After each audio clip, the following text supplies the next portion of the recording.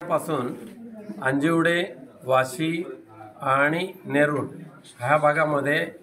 जी जागा आहे त्या जागेवर अदानीचे दलाल फिरायला लागले, अदानीची माणसं फिरायला लागलेली आहे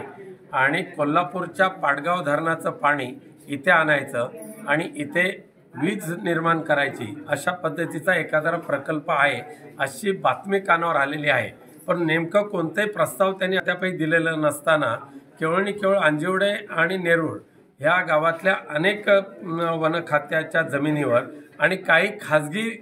ज्या जमिनी आहेत त्यावर सुद्धा त्या खाजगी मालकाची परवानगी न घेता, ग्रामपंचायतीची परवानगी न घेता आणि वन खात्याच्या जमिनीवर सुद्धा जर त्या ज्या ग्रामपंचायतीच्या कार्यक्षेत्रामध्ये वन जमीन आहे त्या ग्रामपंचायतीची सुद्धा परवानगी घेणं हे अत्यावश्यक असताना सुद्धा कोणत्या कायदेशीर बाबीची पूर्तता न करता त्यांनी तिथे बोरिंग चालू केलेले आहेत। जबरदस्तीने आणि केंद्र सरकारच्या आशीर्वादाने काम करणारे हे महाउद्योगपती पुनश्च एकदा हा पश्चिम घाट पट्टा जो आहे, सह्याद्री पट्टा, हा आता हडप करायला निघालेला आहे, तिथल्या लोकांना फसवायला निघालेले आहेत।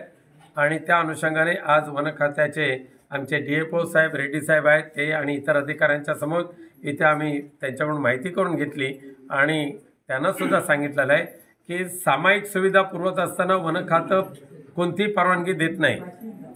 पण खाजगी अदानीसारखा खाजगी बिल्डर आला की त्याच्या सेवेसाठी मात्र पूर्ण कार्यालय जुंपलं जातं, हे योग्य होणार नाही आणि त्यामुळे लोकसुद्धा आम्ही हे सहन करणार नाही। तुमची भूमिका काय राहणार आहे याच्यात? भूमिका एकच राहणार आहे की ज्या पद्धतीने आम्ही वन खात्याच्या अधिकाऱ्यांबरोबर आता चर्चा केलेली आहे त्यांचा पूर्ण प्रकल्प जो आहे तो कशा पद्धतीचा आहे तो आम्हाला कळलाच पाहिजे, इथल्या ग्रामपंचायतींना कळला पाहिजे। लोकांच्या हितासाठी असेल तर त्याचं समर्थन करू, पण लोकांना फसवण्याचा धंदा जर करत असतील तर मात्र तो प्रकल्प हाणून पाडू, ही आमची भूमिका असेल। ABP माझा, उघडा डोळे बघा नीट।